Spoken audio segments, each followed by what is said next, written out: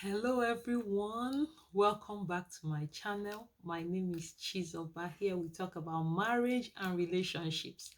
So today we'll be talking about the real meaning of I love you. I love you is a word that people use because they are in love. Others use because they want to get something from someone, like manipulate some people, you know, to wash their head. My people will say, Saisi. We use this word all the time with people we love. Today we'll be focusing on our marriage as to the use of this word. We love our spouse and they love us. And sometimes we say, I love you. In fact, we should say, I love you every day to reassure them of the love we feel for them. But saying I love you is one thing, but understanding what I love you means is another thing. Love is a commitment. Love is not what we say.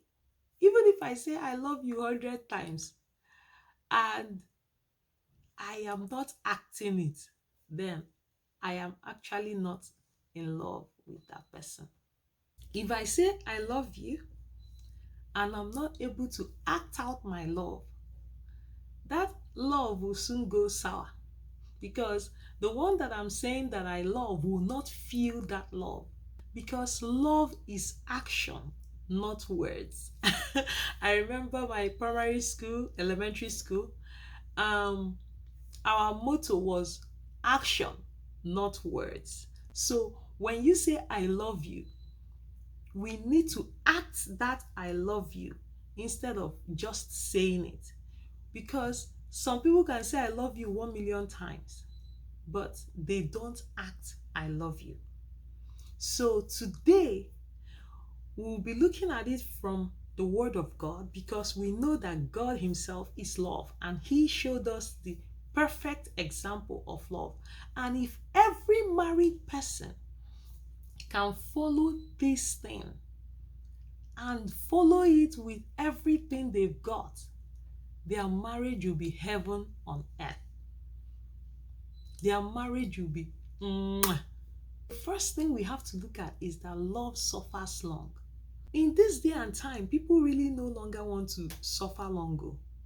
Nobody wants to endure and endure. People actually want instant blessing, instant gratification. Nobody wants to really wait on and endure the process to be able to get the product. They just want it kwam kwam. My people say kwam kwam. And if you are in love with someone, one of the attributes you have to possess or have with that person is long suffering. It means that no matter the situation you find yourself with that person, you are willing to wait and endure with that person. It means that no matter whatever thing that maybe the person does not have money now, you are willing to stay. If your wife could not give you a child yet, you are willing to stay and stay faithful, long suffering with that spouse.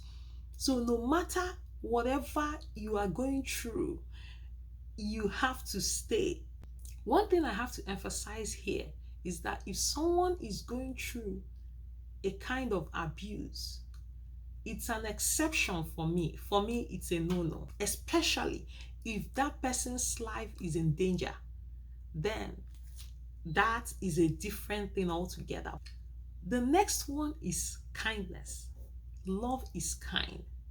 Kindness is one thing that if we have in our marriage, oh my goodness, many beautiful things will be springing up.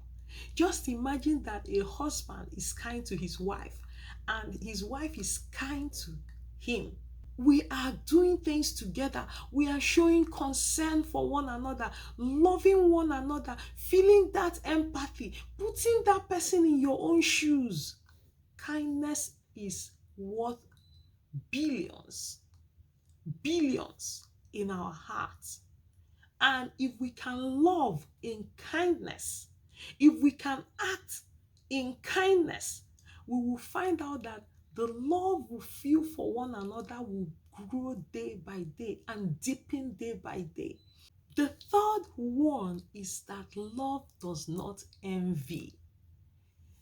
It baffles me that you see a couple, husband and wife, one person is doing well and the other person is not doing as well, and the other one is envious of one.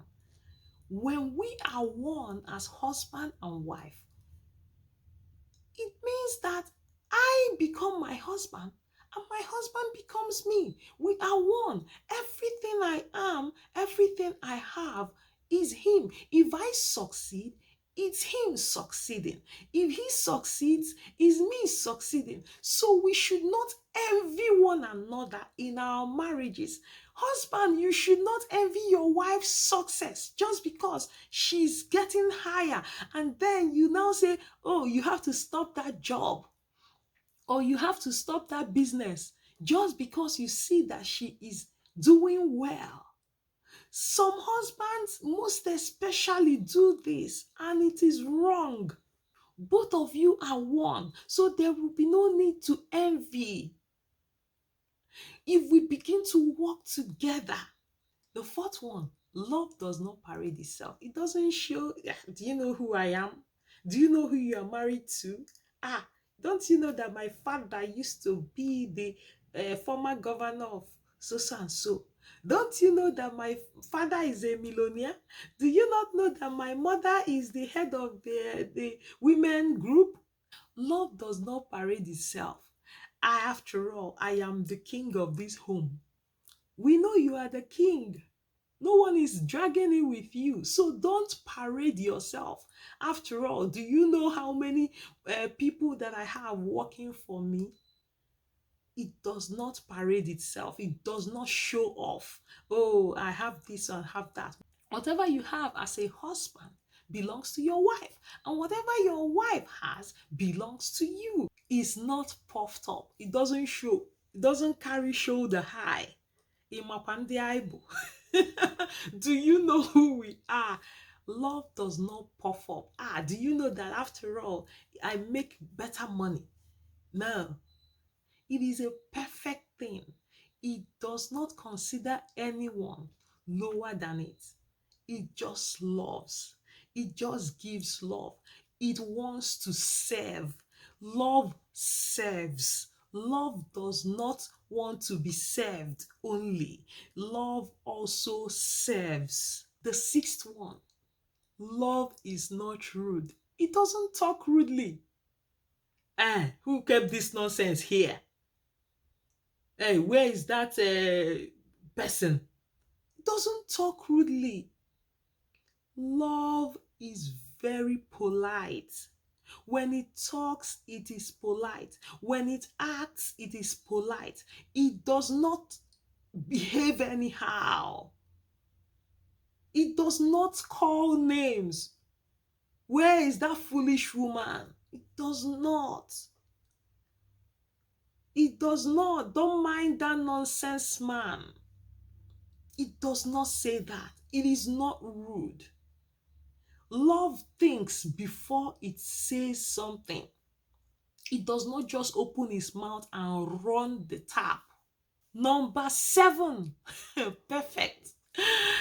It does not seek its own. Hey, this one, I can spend hours upon it. It does not seek its own. It seeks the interest of the person that they are loving. If every husband will love their wives, bearing in mind that they have nothing of their own in it, and every wife loves the husband in such a way that they are not seeking their own, they are just seeking to please their husband, marriage will be so beautiful, eh? Hey, oh my goodness. Just imagine you are doing everything for your spouse and your spouse is doing everything for you. That marriage is heaven already. That is why it's very important that we are not selfish. Selfishness is very, very bad. It's one of the things that spoils marriages. When next you want to think of doing your own things or taking your own decision, it is mine after all, it's me. Know that marriage is not me, it is we. When you want to do something, think of it that is it going to be pleasing to my spouse? First of all, that is not seeking his own. When you want to punch, think of it. Is it not going to hurt my spouse? When you want to say that bad word just to hurt that person, think of it. Is it not going to hurt them? When you want to take that decision to do that thing that you know that is going to hurt your spouse, you will not do it because love does not seek its own. Number 8, love is not provoked. This one is the real deal. This is the kakaraka deal. Because this is the reason why many people are having DV. Many people are ending up being punched because of provocation. Some people will say, she's too stubborn. Some women will say, he does not listen. And they are so provoked that they throw punches. See, the Bible is telling us that love is not easily provoked. Can we start loving our spouses in such a manner that we are not easily provoked? These things we are talking about is not something that will happen immediately. Personally, my husband and I, we had to build. We had to build gradually. We are still building, but at least we've gotten to an extent. You can start reading this place in the Bible, 1 Corinthians 13 from verse 4 to 7. Just read it with your spouse all the time. Memorize it. Leave it out. Always think of it when something is happening in your lives. It will help you. It will help your marriage to become that best marriage you are dreaming of. The next one, love thinks no evil. It does not think of a way to hurt. It does not think of a way to destroy. It thinks of building.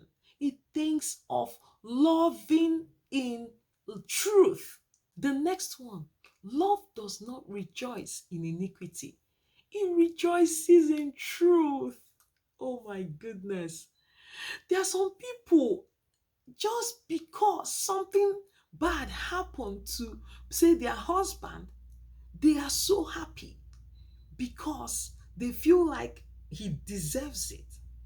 And vice versa. Please, this is wrong. The Bible is telling us that if we say, I love you so much, then that means one should not rejoice in iniquity. One should only rejoice in truth, in what is right, in what is true. If it's not going to say, yeah, he bashed that car. Yes, I'm happy he bashed it. I told him, let me carry it, and he refused. That is not love. The next one, love bears all things. Oh my goodness. That means if I say I love you, I'm going to bear all things for you. I will go through all things for you. I will go to the moon for you. I will cross the ocean for you. I will not look at another woman. No. I will control my urge for another person for you. I will control my desire for you. I'm going to bear it. I'm going to bear it for your sake. I'm going to have self-control and bear it and stick to you no matter whatever situation, whether we have food or not. That is bearing all things. I will go anywhere for you. That is I love you. The next one is love believes all things. So if I say I love you, then I will believe you. If I say I love you, when you tell me that you are coming back from the market, I will say yes, you are coming back from the market because I believe you. I don't doubt you.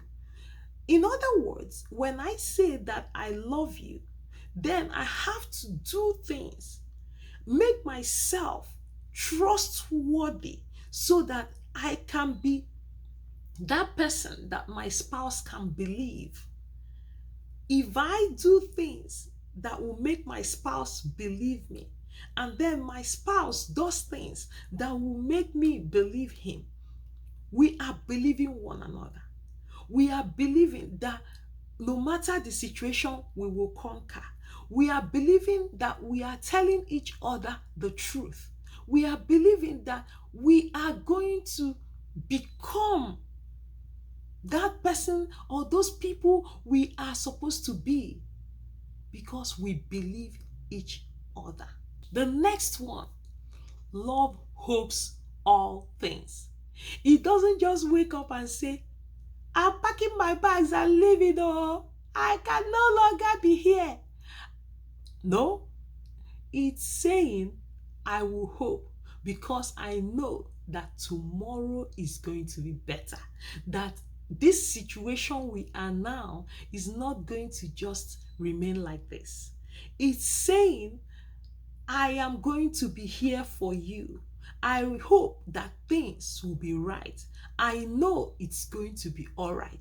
The next one, love endures all things. No matter the situation, it will endure. It will overlook. It will carry on. When I say I love you, I am enduring all your excesses. When I say I love you, I am going to be there to be with you no matter what. When I say I love you, I'm going to be with you in every situation. When I say I love you, I will carry your burden. I'm going to endure your burden. I'm going to endure whatever situation that we find ourselves in. I am going to endure. That means I love you.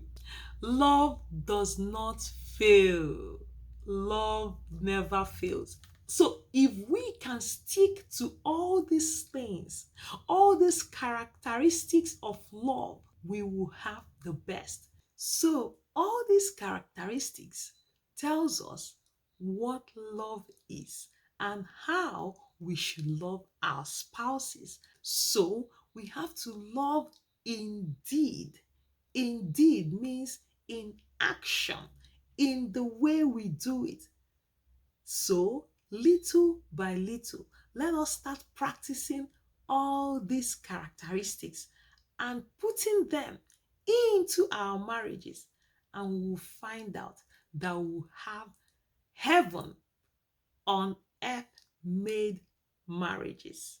Thank you so much for watching. I really appreciate you. Please subscribe, like, share to all your friends, okay? So together we can build marriages that we will enjoy, not endure. Bye.